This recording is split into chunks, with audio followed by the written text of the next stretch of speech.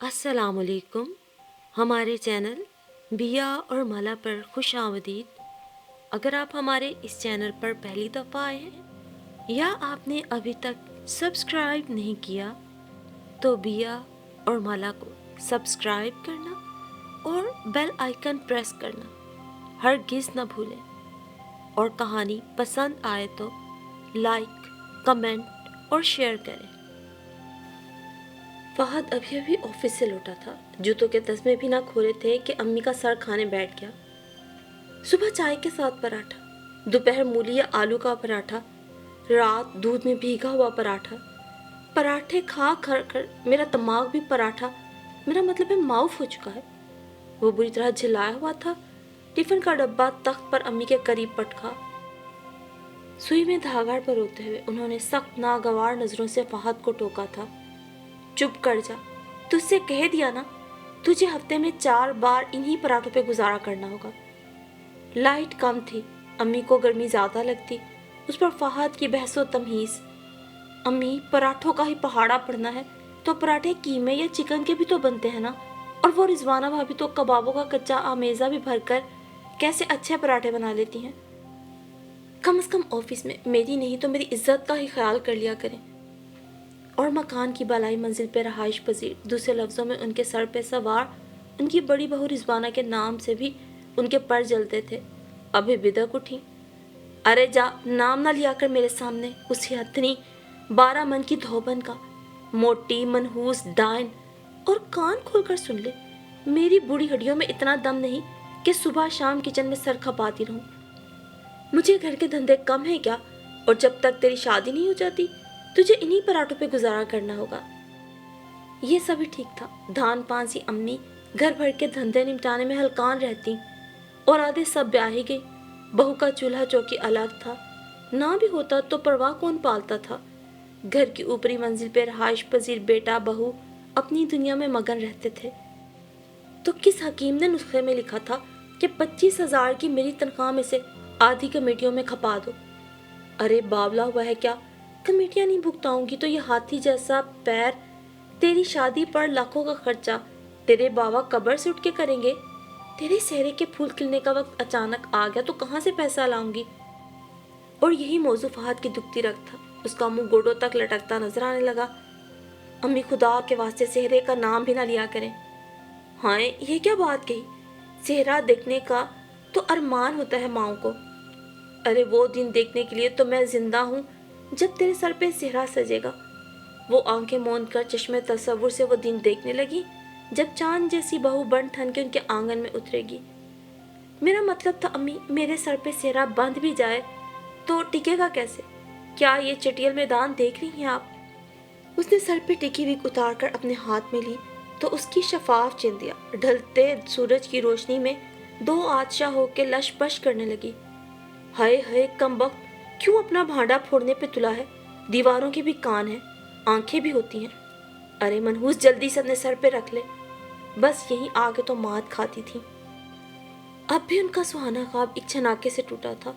उन्होंने सरासीमा मोहतात नजरों से इधर उधर देख के झट कहा, तो कौन भला इस चिंदिया के साथ मुझे कबूल करेगा? खबरदार जो अपनी काली जुबान से कोई बदफाल निकाली हो तो। अरे लूले लंगड़ों, अंधों कानों की शादियां हो जाती हैं, तू तो फिर। उन्होंने गंजा कहते कहते जुबान दांतों तले दाब ली, मगर फहद समझ के आजरदा हो गया। अम्मी, मेरी शादी होगी कैसे? हर जगह तो आप मेरी इस चिंदिया का भेद खोल देती हैं। अरे तो क्या चांदी के वर्क लगा कर तुझे पेश करूं? वो भला कहाँ अपनी खता तस्लीम करने वालों में से थी। देख मेरे चांद, शादी के मामले में झूठ, धोखा, फरेब से काम लेने की मैं तो कायल ही नहीं हूँ। हाँ, बस तो फिर समझ ले कि मेरे सर पे कभी सेहरा नहीं बंधेगा। अरे मेरे चांद, तेरे सर पे सेहरा सजेगा और ज़रूर सजेगा। बस अल्लाह के हुक्म की देर है। उसके यहाँ देर है मगर अंधेर नहीं। अल्लाह जल्द वो दिन लाएगा। फिर मैं इत्मीनान से चारपाई पे बैठ के अल्लाह अल्लाह करूँगी और तेरी जान भी इन पराठों से छूट जाएगी। तो आप भी सुन ले, अगर इन पराठों का कलमा यूं ही सुबह शाम जारी रहा तो अब मैं भूखा ही रह जाया करूँगा। बात घूमकर फिर पराठों पर आ रुकी तो अम्मी को ख्याल आया कि कितने दिन से उन्होंने कुछ ढंग का नहीं पकाया है। एक पल को उन्हें फहद पर तरस आ गया। یہ اس کی سادگی اور شرافت نہیں تو اور کیا کہلاتی کہ وہ ساری تنخواہ بغیر لفافہ کھولے لا کے ماں کے ہاتھ پہ دھر دیتا، لنچ کے نام پر جو باندھ کے ساتھ کر دیتی، آنکھیں بند کر کے لیے چل پڑتا۔ مہینہ بھر پراٹھوں کا پہاڑا پڑنے کے بعد اب نعرہ احتجاج بلند کیا تھا۔ بجلی گئی ہوئی تھی، وہ شدو من سے پنکھا جھلنے لگی۔ جب وہ کپڑے بدل کر آیا تو منظر ذرا نہ بدلا تھا۔ اب اس ٹفن کا کیا کروں؟ گلی میں لے کر جا اور پھینک دے، وہ غصے سے بولی۔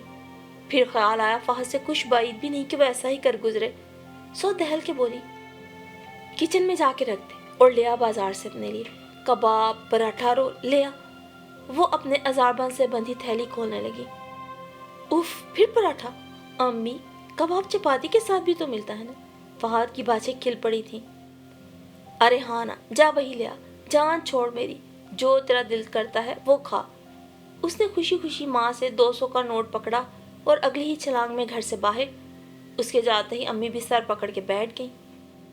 فہد کی شادی نہ ہوئی، حلق میں اٹکی ہڈی ہو گئی، نہ اگلتے بنتی تھی نہ نگلتے۔ انہوں نے بہوؤں کے لیے بڑے خواب دیکھے تھے، مگر جب ان کے بڑے بیٹے عظیم نے اپنی کولیگ رضوانہ سے شادی کی ضد پکڑی تو مانو ہار ہی گئی تھی۔ عظیم ان کا سعادت مند بیٹا تھا، انکار کی کوئی صورت بھی نہ تھی۔ انہیں جبرن رضوانہ کو بیاہ کر لانا ہی پڑا۔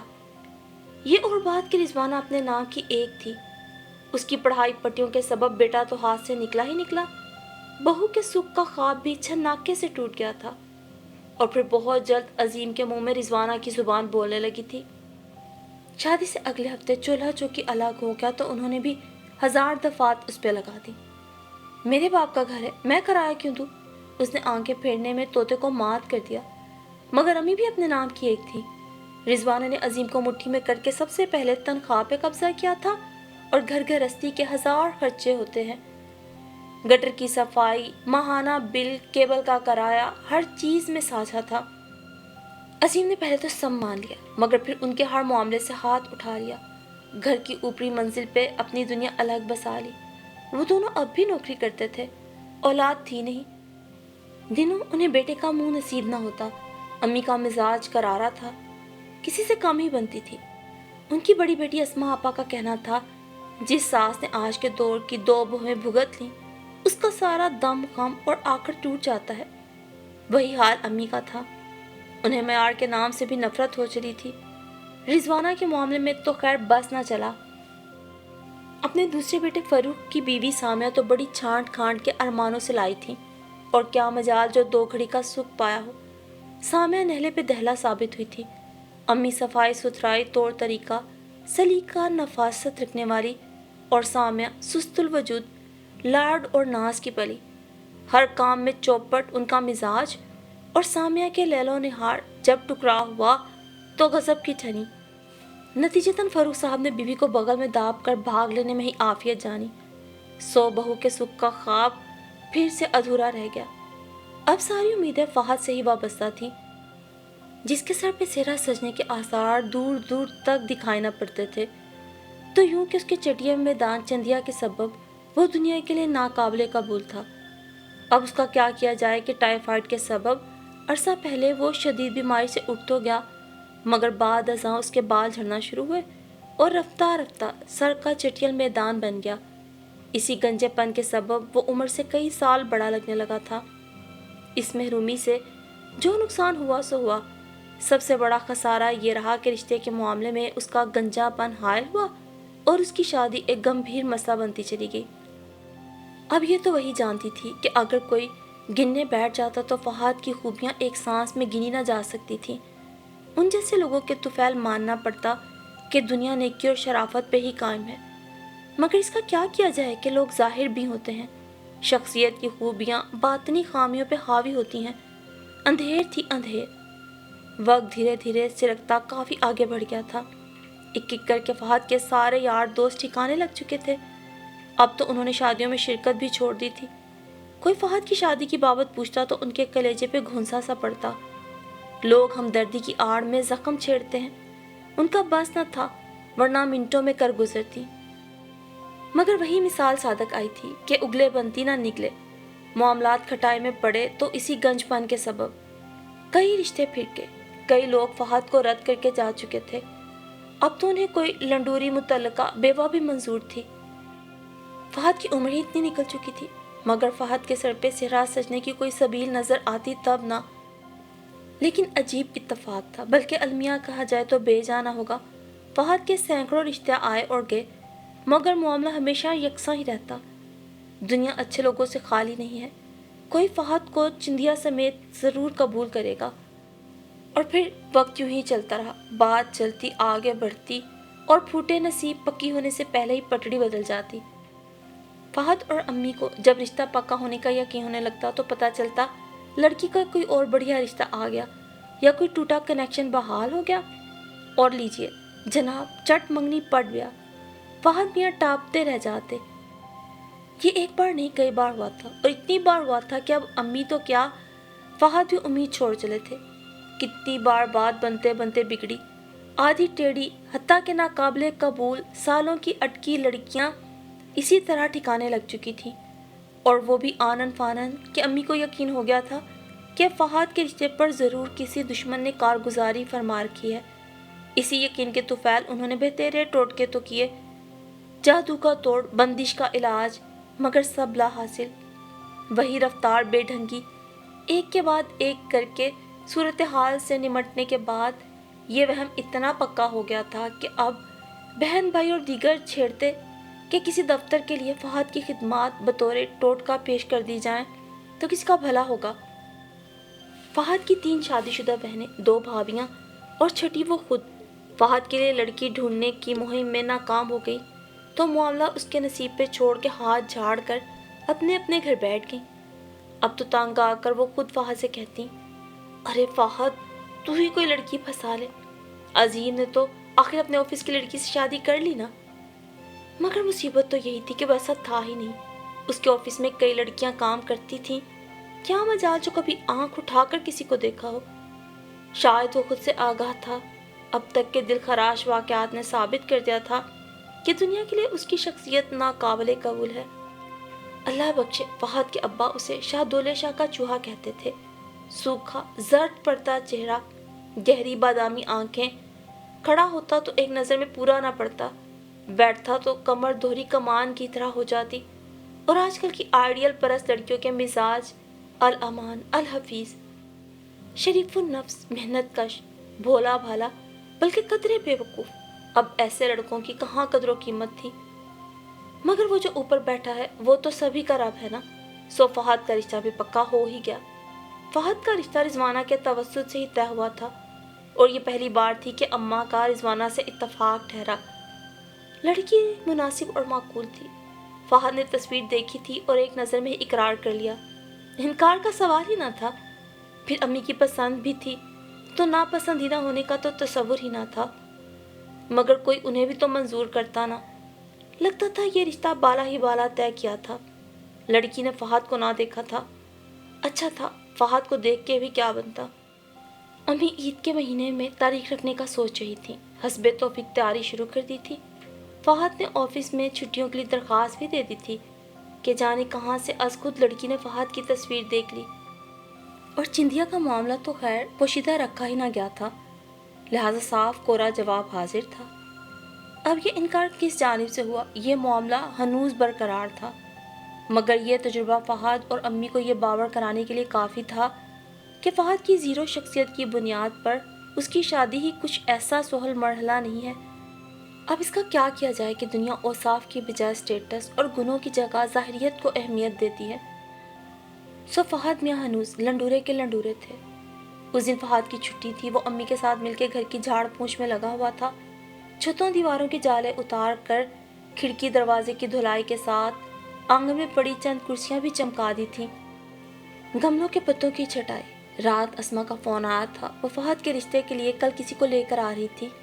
امی نے فہد کو بتایا تو وہ کرنٹ کھا کے اچھلا، اسما آپا پرلے درجے کی بے ایمان ہے یہ اسما آپا، یاد نہیں پچھلی بار میری تنخواہ کے معاملے میں کس مبالغے سے کام لیا تھا، اور وہ عظیم، اس نے بھری محفل میں بھانڈا پھوڑ دیا۔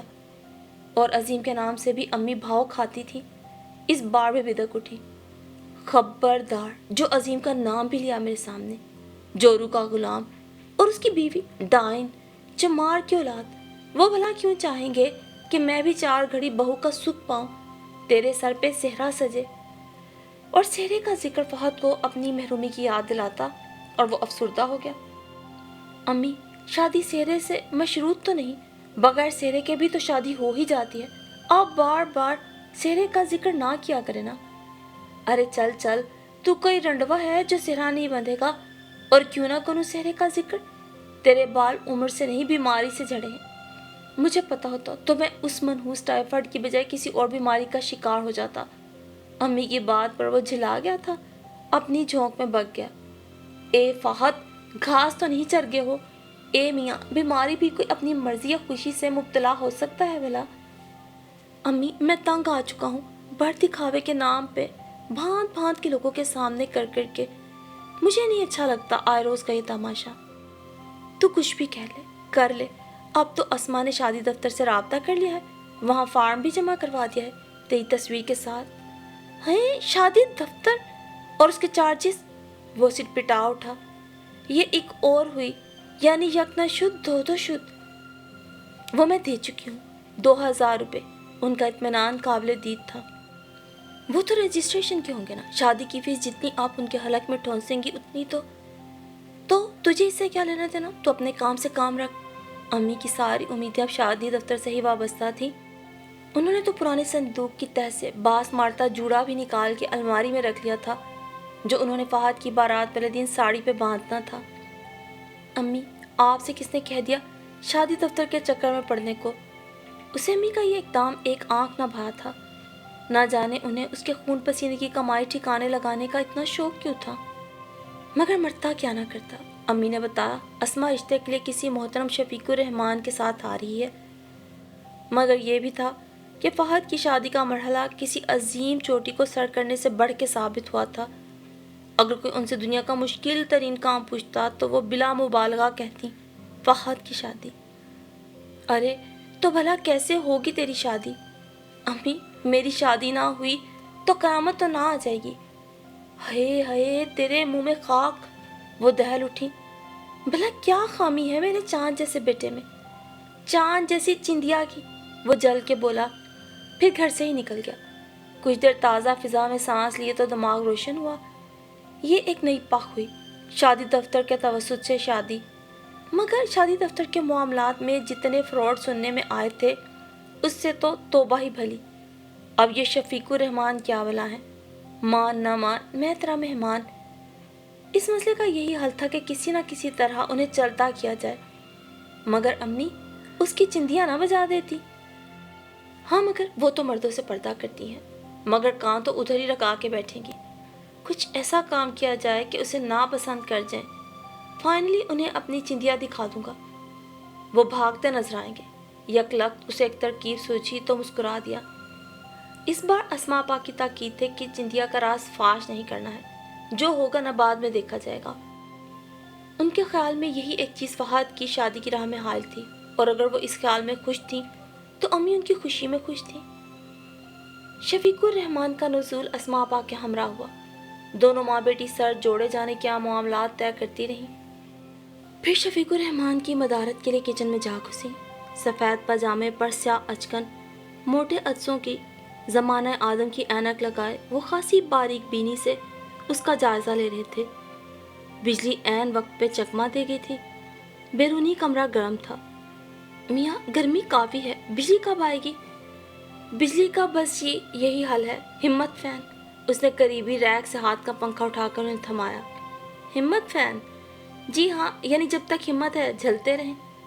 तो फिर समझ लीजिए कि हम में हिम्मत ही नहीं है। आइए कुछ देर बाहर की खुली हवा में चलते हैं। असर की अजान करीब है, मस्जिद तक का रास्ता बातचीत के बाद दिखा दीजिएगा। फहद मुस्कुरा दिया। क्या सुनहरी मौका नसीब हुआ था। आंख बचा के इधर उधर देखा, मैदान साफ था। बिल्कुल बिल्कुल, आइए चलिए। अंदर की हवा खाने से बेहतर है कि बाहर की हवा खा ली जाए। शफीकुर रहमान ने ऐनक दुरुस्त करके खासी बेयकीन नज़रों से उसे देखा था। ऐसे टीके से जवाब की उम्मीद न थी।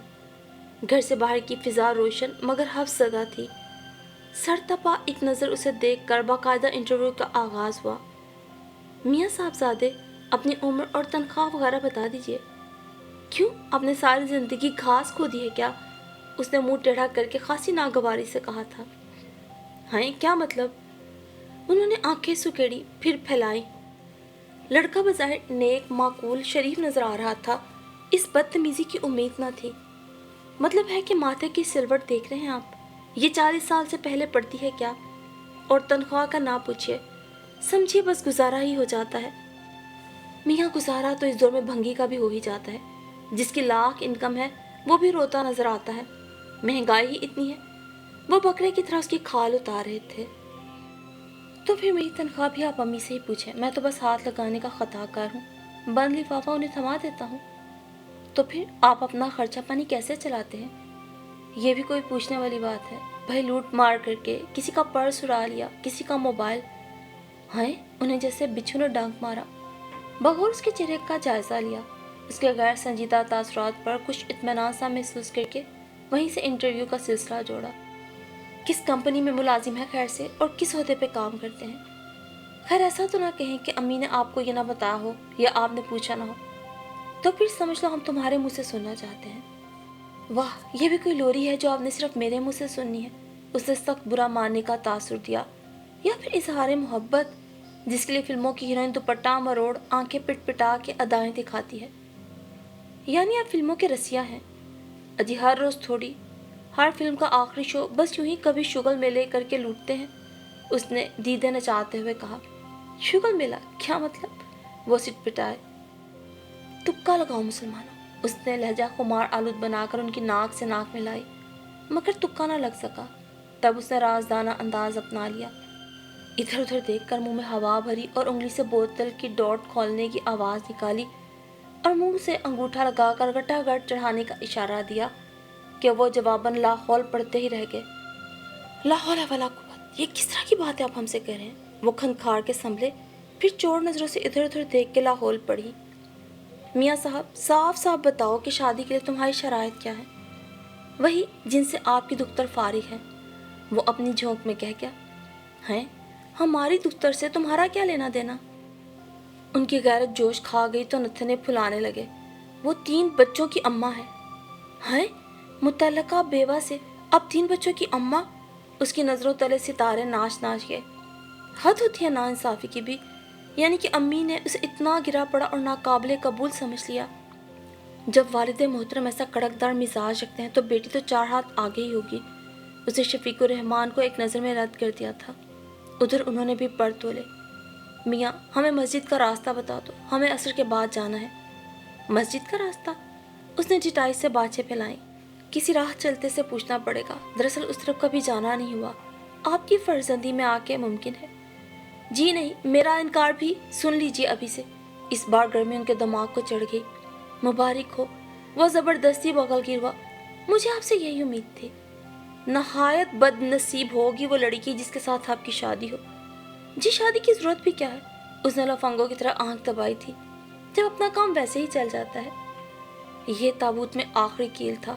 वो अचकन संभालते भागते नजर आए। अस्मा आपा ने जाने कहाँ से देख लिया। वो उनके पीछे थी, मगर वो कहाँ हाथ आने वाले थे? घर जाके ही दाम लिया होगा। खसकम जहाँ पाक। फहद ने हाथ झाड़े और अपनी राह ली। अगली ही सुबह अस्मा आपा का मलामत भरा फोन आया और जाने अम्मी से क्या कुछ कहा कि वो अपना सर पिटती रह गई। दिन भर उनका लहू जोश मारता रहा। फहद ने घर में कदम ही रखा था कि उसकी टांगें घसीटी। ए फहद, तेरे मुंह में कीड़े पड़े। कितनी मिन्नत समाजत से अस्मा शफीकुर रहमान को घर लाई थी। तूने ऐसा क्या सुर फूंका कि वो सर पे पैर रख के भागे? तो और क्या, उन्हें सर का ताज बना लेता। अब मैं इतना भी गिरा पड़ा नहीं कि 3 बच्चों की अम्मा का रिश्ता मंजूर कर लूं। हाय, घास तो नहीं चर गया? क्या उलफुल बक रहा है? अम्मी, उनकी बेटी 3 बच्चों की अम्मा है। अरे तेरा नाश जाए, उनकी बेटी से भला तेरा क्या वास्ता? वास्ता ना ही पड़े तो अच्छा। फहद, तुझे तो अल्लाह समझे। तुझसे किसने कहा कि वो अपनी बेटी का रिश्ता देने आए थे? वो शादी दफ्तर के मालिक थे, शफीकुर रहमान साहब। अम्मी की बात फहद के सर पे पहाड़ की तरह गिरी। उनका सर पे पैर रख के भागना याद आया तो सर पीट के रह गया। अरे तो क्या, उनकी शक्ल पे शादी दफ्तर का बोर्ड थोड़ा ही लटका था कि मैं देखते समझ जाता। तेरा बेड़ा गर्क। जाने क्या उल फुल बकती, क्या जरूरत थी इसकी? اسما کی کتنی بے عزتی ہوئی کچھ پتا بھی ہے؟ تو اسما ابا سے بھی کہہ دیجئے کہ اتفاقاً وہ میرے گنجے پن کا راز اگل دیں۔ اے فہد، اسما تمہاری بہن ہے، کوئی دشمن نہیں جو یہ ذلت بھرا راز اگلتی پھرے گی۔ انہوں نے فہد کی عقل پہ ماتم کیا، مگر اب چڑیاں چگ گئیں کھیت۔ وہ 3 بیاہی بیٹوں کی ماں تھی، بہوؤں سے تو خیر صدا ہی چھوٹ چکی تھی۔ اب انہیں فہد کے معاملے میں بھی بیٹیوں سے ہی امید تھی۔ یہ اور بات کہ بیٹیاں اپنے نام کی ایک تھیں، مہینوں بھی پلٹ کے خبر نہ لیتی کہ ماں ہے کس حال میں۔ انہیں اپنے گھر اور بچوں کے دھندوں سے ہی فرصت نہ تھی، بس فون پہ ہی رابطے تھے۔ امی، میری پیاری امی، آپ میری شادی کے قصے کو بھول کیوں نہیں جاتی؟ فہد نے دل پہ پتھر رکھ کے کہا تھا۔ ہونا بھی یہی چاہیے تھا کہ اب در در کی خاک چھان کے ٹھوکریں کھانے کے بعد اس کی شادی کو مقدر پہ رکھ کے صبر کا کلمہ پڑھ کے ہاتھ جھاڑ لیے جائیں۔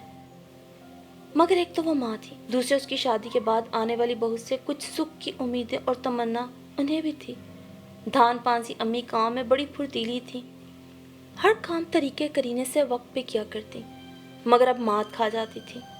تیرے منہ میں خاک، تیرے سر پہ سہرا دیکھنے کی آس میں ہی تو زندہ ہوں۔ لائٹ آ گئی تھی، مگر پنکھا جلنا بھی جیسے امی کی عادت ہی بن گیا تھا۔ بے خالی میں وہ پنکھے تلے بیٹھ کے بھی ہمت فین جلتی رہتی۔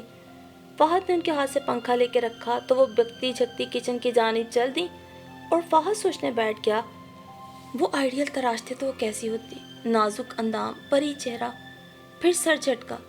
امی کہتی جو ظاہریت کی بنیاد پر رشتے جوڑتے ہیں چوٹ کھاتے ہیں۔ معیار کے نام پر ایک کے بعد ایک لڑکیاں رد کرنے والے ہی بعد ازاں بہوؤں کے دکھ اٹھاتے ہیں۔ ان کی بہویں بری بھلی جیسی بھی تھیں انہوں نے ایک نظر میں اپنا لی تھی، یہ اور بات کے بعد ازاں خوب ہی ٹھنی، مگر بات بس تھوڑی بہت منہ ماری تک ہی رہی۔ گھر میں دیواریں اٹھی، نہ اپنے پرائے بنے۔ امی زبان کی کراری تھی مگر دل کی بری نہ تھی، اب بھی کہتی کہ وہ فہد کے لیے جہاں جائیں گی حامی بھر کے ہی آئیں گی۔ لڑکی کیسی بھی ہو، انہوں نے ناپسندیدگی کا ٹھپا کسی پہ نہیں لگایا تھا، مگر کوئی فہد کو بھی تو قبول کرتا، اور یہیں آ کے بات کھٹائی میں پڑتی تھی۔ اس بار اسما آپا کا فون آیا، انہوں نے شادی دفتر والے بزرگوار سے معذرت کی تھی اور الف سے یہ تک ساری کہانی ان کے سامنے رکھ دی۔ اب رشتہ کروانے کا تو سوال ہی نہ پیدا ہوتا تھا۔ بطور ٹوٹکا فہد کی خدمات ضرور طلب کر لی تھیں کہ جن لڑکیوں کے رشتے نہیں ہوتے فہد کا نام لو تو ہو جائیں گے۔ فہد سن کے ہنس دیا، کسی کا تو بھلا ہو۔ کچھ ایسا ہی حال دوسری طرف انجم آرا کا تھا۔ اس روز بھی انجم آرا نے آفس جانے سے پہلے کچھ دیر قدم آئینے کے سامنے کھڑے ہو کے ناقدانہ اپنا جائزہ لیا، جیسے خود کا کوئی نیا روپ ان کے سامنے تھا۔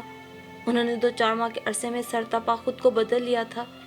کسی مہنگی کریم کے فارمولے نے رنگت لش لش چمکا دی، کچھ کوشش سے وزن کم کر لیا، اینک سے جان چھڑا کے کلرفل لینس کا استعمال شروع کیا تو ان کی شخصیت میں سچ مچ نکھار آ گیا۔ یہ کچھ ہی دنوں پہلے کی بات تھی۔ گدرائے ہوئے جسم پر اونچا سا جوڑا بنائے، سڑے فیشن کے پرانے باس مارتے جوڑے، گھسے جوتے پہن کے وہ آفس سدھارتی تو لوگ منہ چھپا چھپا کے ہنستے۔ فیشن کوئی بھی ہو، ان کے جمپر کا سائز کبھی نہیں بدلا۔ خیر وہ ایسی بری بھی نہ تھی، مگر خود سے بے پرواہ ضرور تھی۔ اللہ بخشے ان کی اماں جی جب تک حیات رہی ان کے لیے چھپر چھاؤں بنی رہی، ان کا آسرا غنیمت تھا، مگر مرتے دم تک وہ اماں کے حلق کی ہڈی ہی بنی رہی۔ اماں کہتی تھی اور درست کہتی تھی، ماں باپ کا سایہ اٹھ جائے تو میکا پرایا ہو جاتا ہے، بہن بھائی بیاہ کر اپنے نہیں رہتے، وہ کس کنارے لگے گی۔ بات دل شکن سہی مگر سچ تھی۔ وہ شریف النفس، نیک قبول صورت، اعلیٰ عہدے پہ فائز تھی، مگر مزاج علامان، اپنا معیار ہی اتنا بڑھا رکھا تھا جس سے وہ ہٹنے کو تیار نہ تھی۔ بندہ باحیثیت، اعلیٰ تعلیم یافتہ، اونچے عہدے پہ فائز، حسب نسب میں یکتا ہو، اب مڈل کلاس میں ایسا بڑھ کہاں، عام رشتوں میں کوئی نہ کوئی نکتہ چن کر اچھے بھلے رشتوں میں ناک مار دیتی۔ مزاج کی کراری تھی، پھر اپر گھرانہ تھا، بھتیجے بھتیجیاں، بہن بھائی بھاوجیں، مگر ادھار کسی کا نہ رکھتی۔ ان کے مزاج کسی سے نہ ملتے، منہ پہ کھری کھری سنا جاتی، اور بہویں بھلا کہاں کسی کی سنتی ہیں، سو غضب کی ٹھنتی۔ شاید اماں کو بھی ان کے مزاج سے کوئی اچھی امید نہ تھی، مگر وہ جب تک زندہ رہی ان کے لیے ڈھال بنی رہی۔ اولاد بری ہو یا بھلی والدین سمیٹ ہی لیتے ہیں، مگر وہ نہ رہی تو انہیں کون سمیٹے گا، یہی دھڑکا انہیں پل پل ستاتا۔ आने बहाने अंजुमारा को समझाने बैठ जाती कि इसलिए वालिदैन बुरे भले को भुगतने की तरगीब देकर ब्याही बेटियों को वापस भेज देते हैं। और अंजुमारा ये कहती, वो वक्त और था जब औरतें गैर तालीम याफ्ता थीं, अपने हकूक से आगाह थी, ना 4 पैसे कमाने के काबिल। आज की औरत मजबूत है, अपना अच्छा बुरा भुगत सकती है। उनकी बात दिल को लगती थी। ये सच था कि अगर अंजुमारा की कमाई की सपोर्ट ना होती तो उनकी ऐसी धाक ना होती। बहुएं बेटे मिलकर उन्हें बेच खाते। दुनिया उन्हें समझती ही ना थी। हर कोई कहता, वो ना रही तो ये बोझ कौन सिरकाएगा। तब वो कहती, अंजुम 4 पैसे कमाने काबिल है, किसी पे बोझ तो नहीं है। कोई रिश्ता उसके मिजाज को लग गया तो सो बिस्मिल्लाह, वरना गाड़ी तो चल ही रही है। फिर बेचारी अम्मा भी उनकी शादी का अरमान लेके ही दुनिया से रुखसत हो गई थी और उन्हें सचमुच लगने लगा कि वो तन्हा हो गई हैं, बल्कि मजीद बोझ बन गई हैं। घर भर में कोई बात करता ना उनसे वास्ता रखता। अब तो मुद्दत हुई थी उनके घर के आंगन में कोई पत्थर आए, क्योंकि उन्होंने अपनी शराइत में काफ़ी नरमी कर दी थी। कम हैसियत सही, तालीम याफ्ता, काबिल कबूल, मिडिल क्लास हो, भूले भटके कोई अक्ल का गधा अगर पैसे के लालच में तनख्वाह पे राल टपका के उन्हें सनदे कबूलियत बख्शने पे आमादा हो भी जाता तो उन्हें ऐसे लोगों से खार थी जो कमाऊ औरतें ढूंढते, नकम्मे, बेगैरत। और ऐसे ही में किसी भले वक्तों में उनकी कॉलीग फरीदा ने कहा, आजकल के लड़के मोड लुक पसंद करते हैं, तुमने खुद को गौर से देखा है? कभी बरसों पुरानी भटकी हुई रू लगती हो। बस उनके दिल में खुप गई थी। फिर खुद को आईने में बगौर देखा। पल भर को लगा अब तक खसारे खुद अपने हाथों खरीदे थे। दुनिया बनावट की आदी है, जाहिरियत पे मरती है। खसूसन लड़कियों को खुद से बेपरवाह नहीं होना चाहिए। यह नुक्ता अच्छी तरह उनकी समझ में आ गया था। फिर मानो सरतपा खुद को बदल लिया। वक्त दबे पांव सिरक गया और पता ही न चला। अब बात मयार से उतर कर जो है जैसा है कि बुनियाद पे आन रुकी थी। मगर इसका क्या किया जाए कि आजमाइश भी नेक लोगों के लिए ही दर्ज होती है। अम्मा भी के बाद वो सचमुच खुद को तन्हा महसूस करने लगी थी। रह रह के ख्याल आता वो कितनी अकेली हैं और कितने खुशकिस्मत होते हैं वो लोग जिन्हें कोई चाहता, सराहता और ख्याल रखता है। अब तो वो शादियों में शिरकत से भी कानों को हाथ लगाने लगी थी। बिला वजह लोग जख्मों पे नमक छिड़कते हैं। भला उनके बस की बात थी? गो बात वहीं आके रुकती। वो अगर मयार पे समझौता कर भी जाती तो अब उन्हें कौन मंजूर करेगा? यही बात फरीदा ने कही, पानी पुलों के नीचे से गुजर जाए तो वापस नहीं आता। बात उनके दिल को ठा करके लगी। ये सच था, कुछ गुजर गई, कुछ गुजर जाएगी, मगर बहुत उदास, बहुत बेकरार गुजरेगी। कौन किसी का होता है? मर्द का सहारा मजबूत होता है, औरत उसके बगैर अधूरी है। और ये बात अब उनकी समझ में आई थी जब सचमुच पानी पुलों के नीचे से गुजरने को था। इंसान तन्हा चलता है तो जल्दी थक जाता है। वो भी थक गई थी, बल्कि टूट गई थी, और उनकी शिकस्त किसी से भी मुख्फी न थी। भरा बुरा घर था, मगर सभी ने उन्हें उनके हाल पे छोड़कर हाथ झाड़ लिए थे। ज़्यादा से ज़्यादा तीर मारा तो शादी दफ्तर में नाम लिखवा दिया। अल्लाह अल्लाह, खैर सल्लाह। कोई रिश्ता अंजुम आरा के मिजाज को लग गया तो बिस्मिल्लाह, वरना गाड़ी तो चल ही रही थी। और ये इत्तेफाक ही था कि उसी हफ्ते शादी दफ्तर से बुलावा आया था। बड़ी भाभी उड़ी उड़ी गई थी। रिश्ता मुनासिब और माकूल था। बतौर ख़ास अंजुम आरा के लिए शादी दफ्तर के मालिक शफीकुर रहमान को भगाया था। भाभी लौटी तो उसी इतवार मेहमानों की आमद का मुजदा हमरा था। फहद की आमद शफीकुर रहमान साहब के हमरा हुई थी और भाभी ने सीधे सभाव अंजुम आरा के सामने बिठा दिया था। उन्होंने एक नज़र देखा, लड़की मुनासिब और माकूल थी। उन्हें आला बढ़िया दरकार भी न थी। अम्मी का फरमान था, खूब तर लड़कियों के मिजाज ऊंचे होते हैं, जिनकी शादियां मुश्किल से हों, वो गुजारा करने के हुनर से आशना होती हैं। मगर ये महज दिखावा था।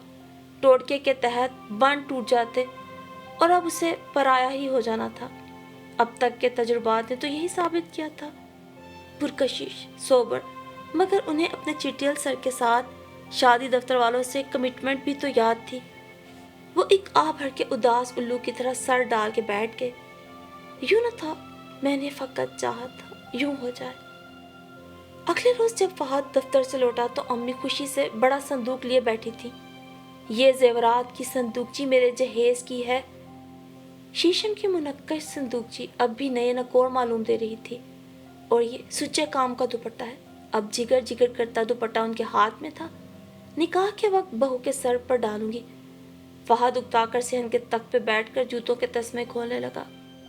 और सुन मेरी, पाव भर की चांदी की पाजेब तेरी दादी ने मुंह दिखाई में दी थी, जरा पॉलिश के लिए दे आना। उनकी खुशी छुपाए ना छुप रही थी। अम्मी, ये सब खड़ाक आखिर किस लिए? ए फहद, तुझे अल्लाह समझे, तेरा रिश्ता पक्का हो गया तो शादी की तैयारी क्या तेरे बाबा कब्र से उठ के करेंगे?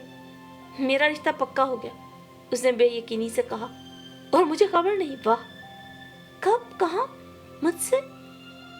अरे भूल गया, पिछले इतवार शफीकुर रहमान के साथ सच बन के बड़ दिखावे को गया था।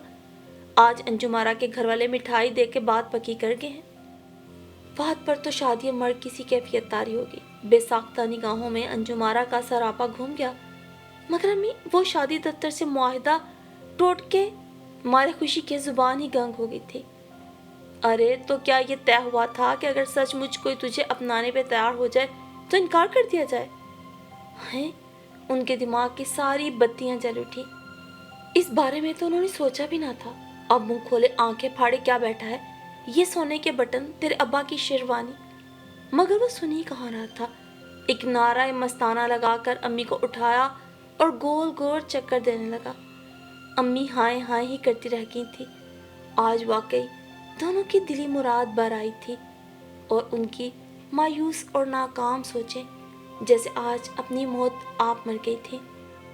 सच है कि इस दुनिया में अल्लाह ने कोई भी छोटी से छोटी शय भी न कमी नहीं बनाई और हर इंसान का कोई ना कोई जोड़ भी बना है जो उसे कहीं ना कहीं ढूंढे से मिल ही जाता है।